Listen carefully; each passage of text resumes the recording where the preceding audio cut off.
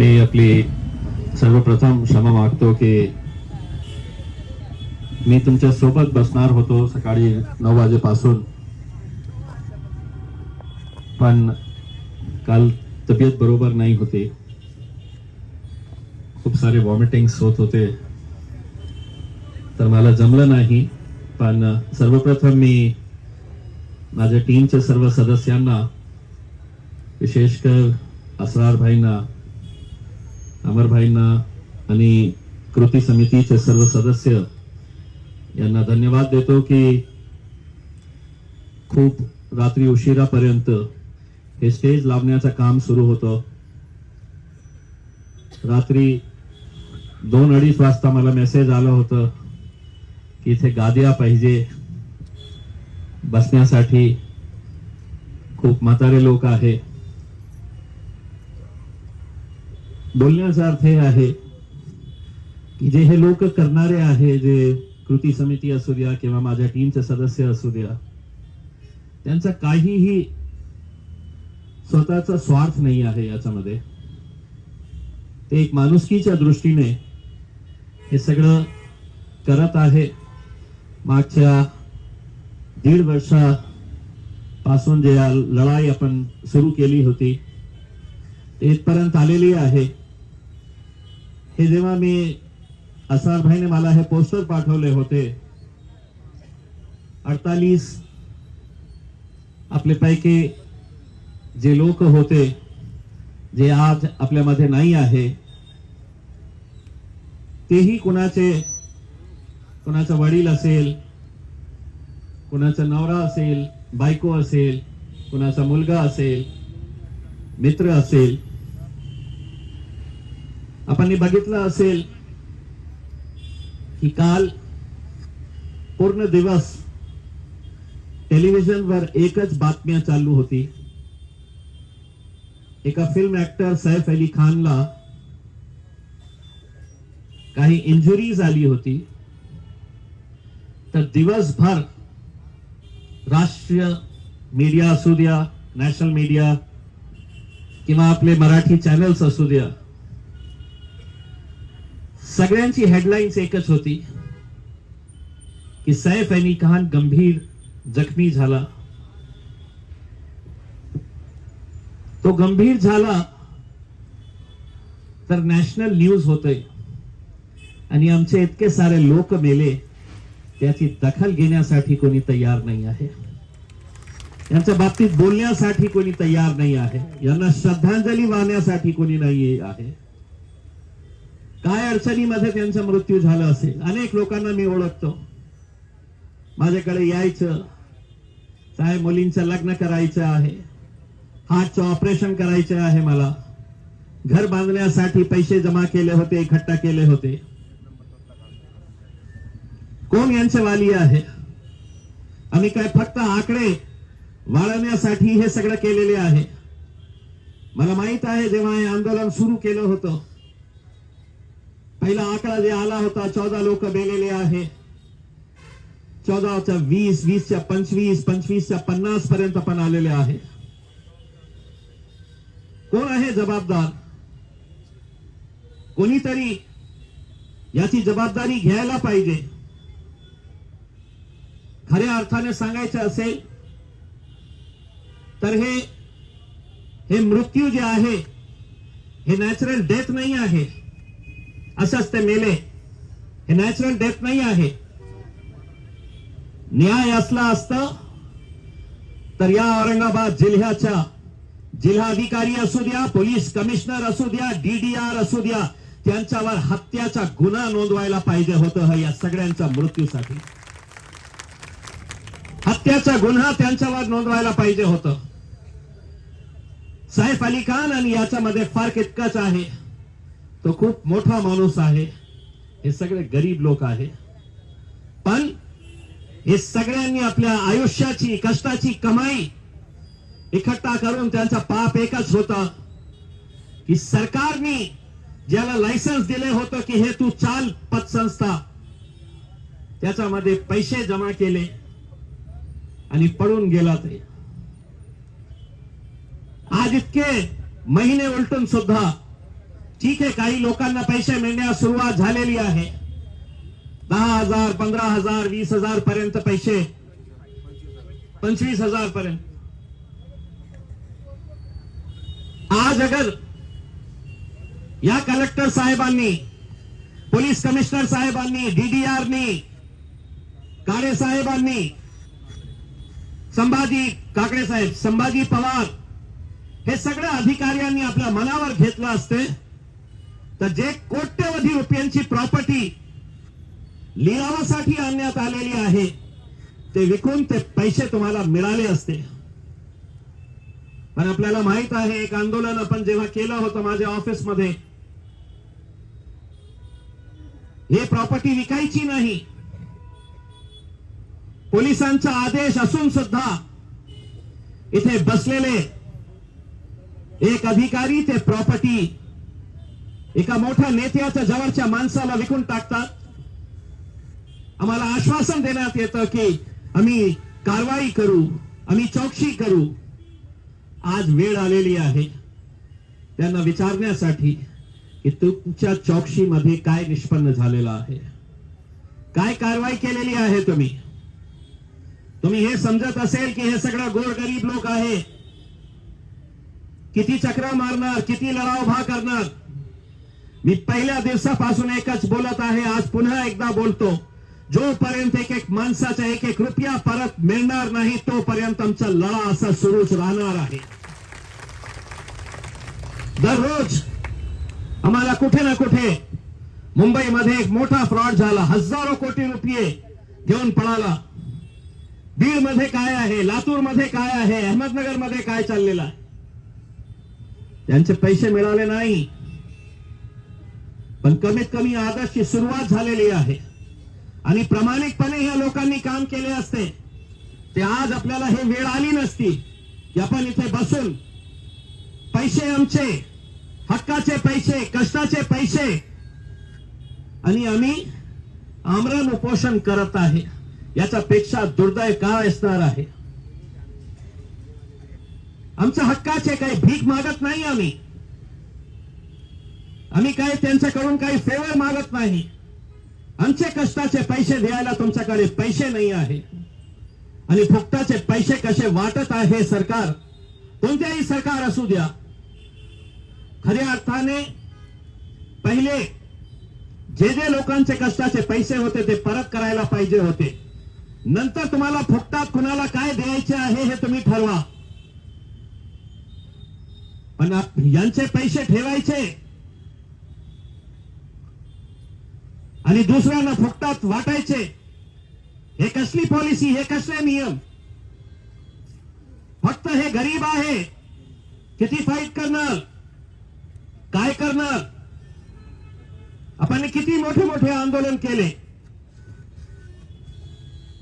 जसा गज्जाभाऊने सांगितलं, किती केसेस आमच्यावर करण्यात आले. त्यांना असं वाटलं एक केस झाला तर हे दुसऱ्या केस साठी ते आंदोलन करणार नाही. आम्ही केलं, एक झाला, दोन झाले, तीन झाले.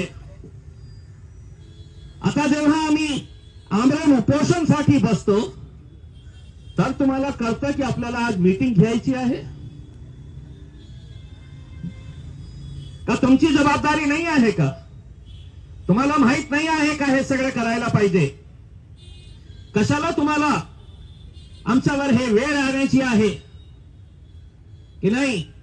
तुम्ही बसा, मग आम्ही तुमच्या मुद्द्याच्या बाबतीत चर्चा करू.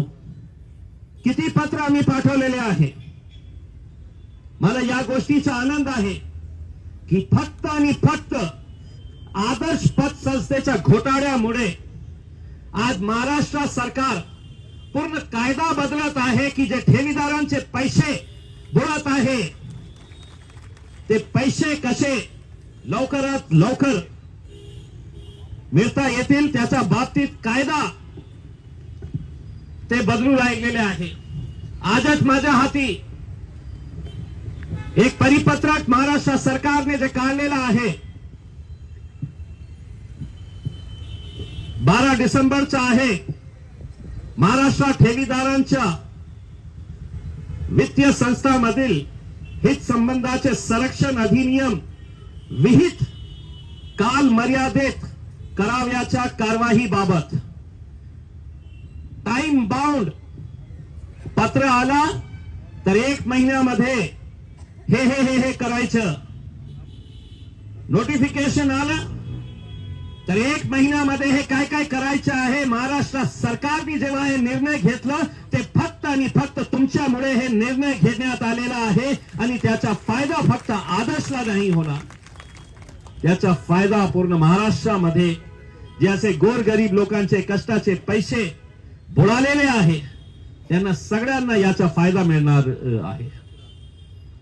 किती महिने झाले प्रॉपर्टी आहे, नोटिफिकेशन काढायचं, मग आदरणीय कलेक्टर साहेब हे पत्र पाठवते आपले कन्नडचे एसडीएम ला. एसडीएम साहेब पुन्हा कलेक्टर साहेबांना पत्र पाठवते आणि सांगते की माझ्याकडे खूप काम आहे, मी हे काम करू शकत नाही. मग आम्ही त्यांच्या मागे लागतो तर कलेक्टर साहेब पुन्हा एक पत्र पाठवतो, करा बाबा हे काम करा. किती महिने चालणार हे तुमचा पत्र व्यवहाराचा खेळ. आणि एसडीएम काम करत नसेल तर त्या खुर्चीवरून त्याला लाथ मारून खाली काढा. कलेक्टरचा आदेश नाही. आणि कलेक्टर साहेब तुमच्यामध्ये इतकी ताकद नाही आहे का? तुमच्यामध्ये कायद्याप्रमाणे त्याच्यावर ऍक्शन घेण्याची ताकद नाही आहे का की आम्हाला हे सांगण्याची वेळ येतं. आता सरकारने हे नियम केलेला आहे. याच परिपत्रकामध्ये सरकारने सांगितलेलं आहे जे अधिकारी काम करण्यात चुकवत असेल तर त्याच्यावर कडक कारवाई करा हे या परिपत्रकामध्ये आलेलं आहे. आणलं सगळं. बहुतेक त्यांनी वाचलं नसेल तर त्यांना दाखवण्यासाठी एक प्रत आणलेली आहे. 12 तारखेचा आहे. 2 डिसेंबरला एक परिपत्रक आलं होतं, त्याच्यामध्ये सगळं हे होतं, डिटेल्स होतं. त्याच्यानंतर 12 डिसेंबरला हे परिपत्रक आलेलं आहे. आता परिपत्रक म्हणजे सरकारचा आदेश असतं आणि त्याचं पालन करणं सगळं जिल्हाधिकाऱ्यांच्या जबाबदारी असते. आता परिपत्रक तर आलेलं आहे, त्याच्यावर त्यांनी काय काम केलेलं आहे, काय प्रोग्रेस झालेला आहे. आता जसा आमची बहीणनी सांगितलं की आज तुम्ही मीटिंग घेत आहे, त्याचा निकाल काय असणार, तुम्ही किती दिवस और देणार. आज आपण एकट्टा इथे झालेलो आहोत तर त्यांना स्पष्टपणे विचारायचं आहे, आता दिवस सांगा. महिने गेले, वर्ष गेला, काही गेला, आता दिवस सांगा. या दिवसाला या आणि तुमचे पैसे घेऊन जा. खूप झालं. नाहीतर एक हिंदी में कहावत है, अगर घी सीधी उंगली से नहीं निकलता है तो उंगली टेढ़ी करनी पड़ती है. और गज्जू भाई जैसे अगर लोग हैं तो उंगली भी टेढ़ी करने की जरूरत नहीं रहती, घी का डब्बा ही फोड़ देते हैं.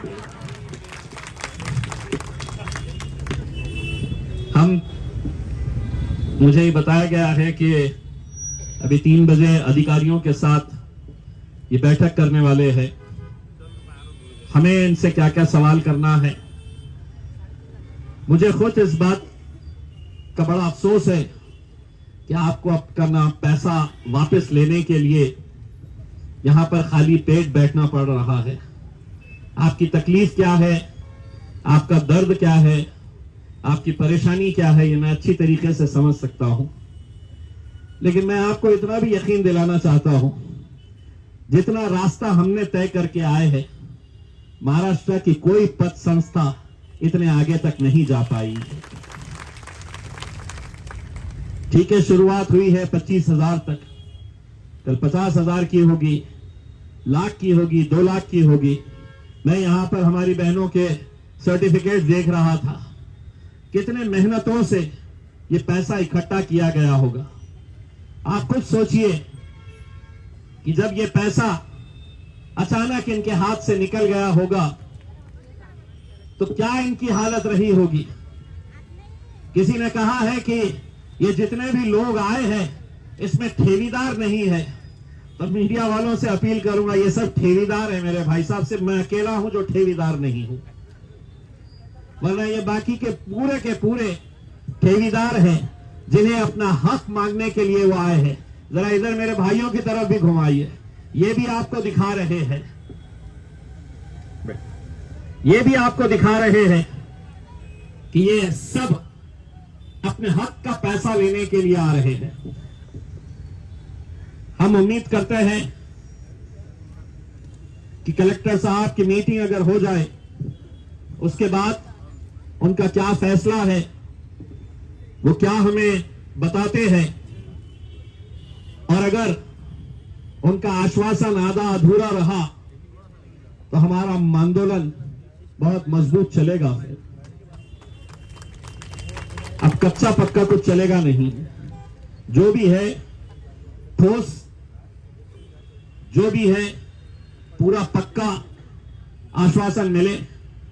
वरना अगर तुम ये समझ रहे हैं कि ये गरीब लोग हैं, ये कुछ कर नहीं सकते हैं, तो इन्हें याद दिला दूं कि डिविजनल कमिश्नर का ऑफिस के गेट को तोड़कर जाने की ताकत रखने वाले ये लोग हैं सभी।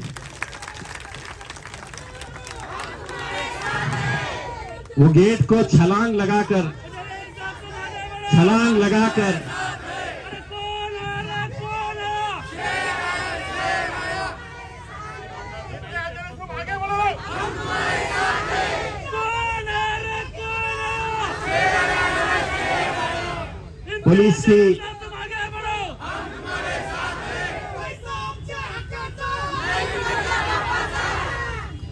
पुलिस की लाठियां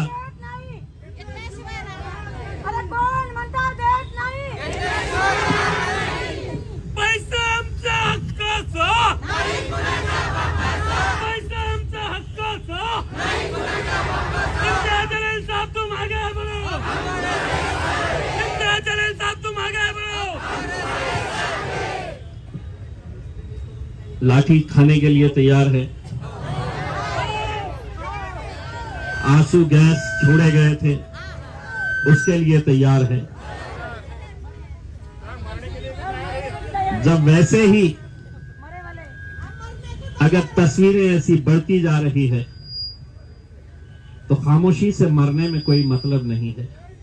लड़ेंगे, पूरी ताकत के साथ भिड़ेंगे। बस आप लोग अपनी हिम्मत मत हारिए। आप लोगों की ये लड़ाई मैं अगर लेकर गया हूं तो सिर्फ इस वजह से कि हमने जब भी आवाज लगाई, आप लोगों ने अपना काम, अपना धंधा, अपनी दुकान, अपनी नौकरी, सब कुछ छोड़कर आप लोग आए, क्योंकि आपको भी ये मालूम है कि अगर ये लड़ाई कहीं आधे रास्ते में खत्म हो गई तो हमने पिछले 1.5 साल से जो मेहनतें की है, जो लड़ाई हमने की है, वो कहीं ना कहीं आगे जाकर उसका कोई रास्ता नजर नहीं आएगा। इसीलिए बस ये समझ लीजिएगा कि हम उस मुकाम के ऊपर आ गए हैं जहां पर प्रॉपर्टी सामने खड़ी हुई है, खरीदने वाले भी उसके लिए तैयार है। सिर्फ ये है कि इनका नोटिफिकेशन निकले। कई ऐसी प्रॉपर्टीज है जिसको मैंने खुद ने अपने पेज के ऊपर डालकर मेरे जान पहचान के लोगों को कहा कि भैया पैसा होगा तो ले ले यार। वो बेचने के काम में भी हम इनकी मदद कर रहे हैं। तो एक मर्तबा ये ऑक्शन का जैसे ही डिसीजन हो जाता है, फौरन ये पैसा आना शुरू होगा और वो पैसा आ जाएगा, सबको मिल जाएगा। हम और आप सिर्फ यही हाथ जोड़कर अल्लाह से, भगवान से यही दुआ करें कि ये जो 48 है, 48 के आगे एक और किसी की तस्वीर नहीं लगनी चाहिए। इसके सामने एक और किसी की तस्वीर नहीं लगनी चाहिए। आपको हो सकता है आपके गांव के अंदर राजनीति से ताल्लुक रखने वाले लोग कहेंगे कि पैसा नहीं मिलेगा करके, आपको ये मायूस करने की बात करेंगे, आपको ये कमजोर करने की बात करेंगे कि ये पैसा कैसे मिलेगा। उनको ये कह देना कि जब तक हम साथ में हाथ डालकर खड़े हैं, एक एक रुपया हम वापस इनके हलक में से खींच के निकालेंगे, इनके जेबों में से खींच के निकालेंगे और एक एक पैसा हम वापस आप लोगों को दिलाएंगे। बस उम्मीद करते हैं कि कलेक्टर साहब अगर चर्चा कर रहे होंगे तो हमारे को भी अब बुलाए और बुलाने के बाद बताए कि क्या होने वाला है करके। मैं मेरी माओ और बहनों से विनती करना चाहूंगा, ये आंसू संभाल के रखिएगा, रोने की जरूरत नहीं है। महिला शक्ति क्या है ये आपको दिखाने का वक्त आएगा, उस वक्त दिखाना है।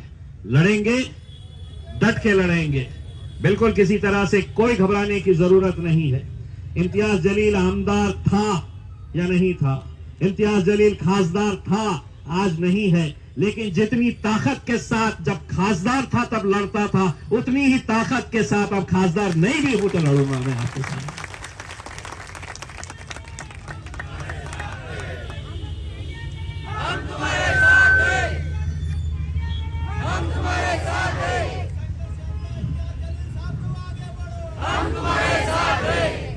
बस पहले ऐसा होता था कि मेरे साथ सिक्योरिटी रहती थी, वो पुलिस वालों को बता देते थे ये करने वाले हैं करके। अब सिक्योरिटी कुछ है ही नहीं। अब मेरी सिक्योरिटी यही है, जितने भी लोग हैं मेरी सुरक्षा करने के लिए अब पुलिस वाले नहीं है, यही लोग हैं जो मेरी सुरक्षा करेंगे उसमें।